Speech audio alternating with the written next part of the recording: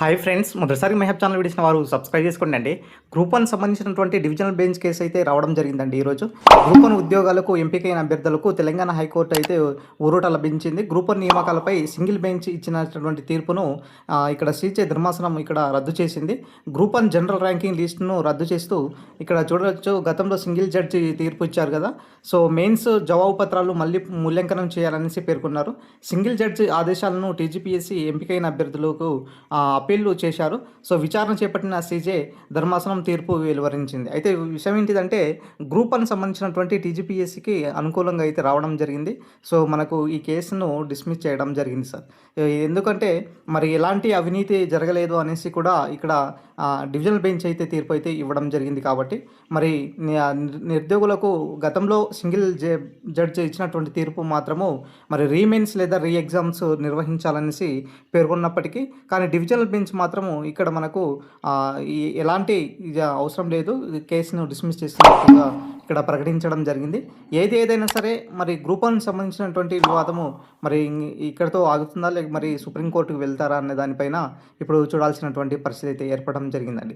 ఎందుకంటే గతంలో మరి చాలామంది సుప్రీంకోర్టు ఆశ్రయిస్తే సుప్రీంకోర్టు ఫస్ట్ మీరు హైకోర్టులోనే దీనికి సంబంధించినటువంటి ముందు తేల్చుకోండి. ఇన్ కేస్ ఆఫ్ మీకు ఒకవేళ న్యాయం జరగలేదు అనిపిస్తే మాత్రము ఇక్కడ సుప్రీంకోర్టు ఆశ్రయించవచ్చు అనేసి కూడా చెప్పడం జరిగింది. సో ఈ నేపథ్యంలో గ్రూప్ 1 సంబంధించినటువంటి ఇష్యూ పైన మరి అటు నిరుద్యోగులైనా సరే, ఇటు టీజీపీఎస్సీ అయినా సరే మరి ఖచ్చితంగా సుప్రీంకోర్టుకు నిరుద్యోగులు ఖచ్చితంగా సుప్రీంకోర్టుకు ఆశ్రయించే అవకాశం ఎక్కువ ఉన్నది. సో టీజీపీఎస్సీకి ఇక్కడ డివిజనల్ బెంచ్లో అనుకూలంగా వచ్చింది కాబట్టి ఏదైతే పిటిషనర్లు ఉన్నారో ఖచ్చితంగా వెళ్ళే అవకాశాలు కూడా దాదాపుగా ఎక్కువ కనపడుతుంది. సో ఏదైనా సరే తెలంగాణలో మరొకసారి హాట్ టాపిక్గా మారిపోయిందండి గ్రూప్ 1 సంబంధించినటువంటి వివాదము. మరి ఎప్పటి వరకు దీనికి సంబంధించినటువంటి అవుతుందో అన్న దానిపైన ఇప్పుడు చూడాల్సినటువంటి పరిస్థితి ఏర్పడడం జరిగింది. అదేవిధంగా గ్రూప్ 1 సంబంధించినటువంటి కొత్త నోటిఫికేషన్ కనుక చూసుకున్నట్లయితే ఎస్పెషల్లీ 200 నుంచి దాదాపుగా 300 పైగా ఈ యొక్క నోటిఫికేషన్ అయితే రావడం జరుగుతుందండి.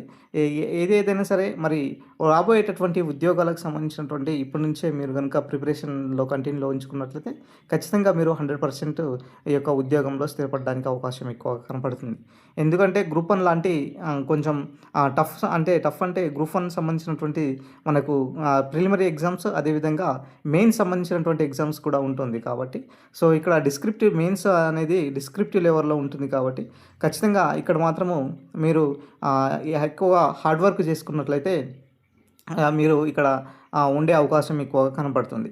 మరి గ్రూప్ 1 సంబంధించినటువంటి విషయం పైన ఎస్పెషల్లీ మరి ఏదైతే మెయిన్స్ సంబంధించినటువంటి విషయం పైన మీరు ఇప్పటి నుంచి ఫోకస్ పెట్టడం చాలా ఉత్తమం అనేసి అనుకుంటున్నాం. సో ఏదైనా సరే మరి గ్రూప్ 1 సంబంధించినటువంటి వివాదం ఎప్పటి వరకు వదులుతుందో అన్న దానిపైన చూడాల్సినటువంటి పరిస్థితి అయితే ఏర్పడడం జరిగింది.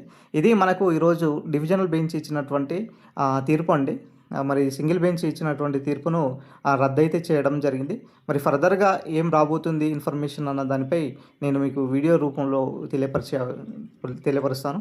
సో కాబట్టి విద్యార్థులు మీరు చేయాల్సినటువంటి ముఖ్యమైన పని ఏంటిదంటే, మరి వచ్చేటటువంటి గ్రూప్స్ 1 సంబంధించినటువంటి ఉద్యోగాలైనా సరే, గ్రూప్ 2 అయినా సరే, మిగతా కాంపిటేటివ్ ఎగ్జామ్స్లో ఉన్న ప్రిపేర్ అవుతున్నటువంటి అభ్యర్థులు ఖచ్చితంగా మీరు లాంగ్ టర్మ్ ప్రిపరేషన్ చేసుకుంటే చాలా బెటర్గా ఉంటుంది. లాంగ్ టర్మ్ ప్రిపరేషన్ అనేది చాలా అడ్వాంటేజ్గా ఉంటుంది. కాబట్టి మీరు మీ యొక్క ప్రిపరేషన్ను టైంను మంచిగా వినియోగించుకుంటారనేసి ఆశిస్తున్నాను. సో ఇది ఈరోజు సంబంధించినటువంటి ఓవరాల్ ఇన్ఫర్మేషన్.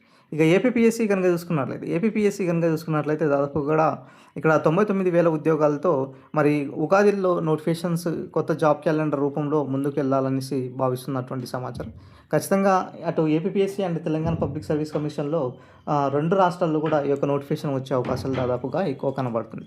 ఇది ఈరోజు సంబంధించినటువంటి ఓవరాల్ ఇన్ఫర్మేషన్ అండి. వీడియో నచ్చిన లైక్ చేయండి, షేర్ చేయండి, సబ్స్క్రైబ్ చేసుకోండి సార్.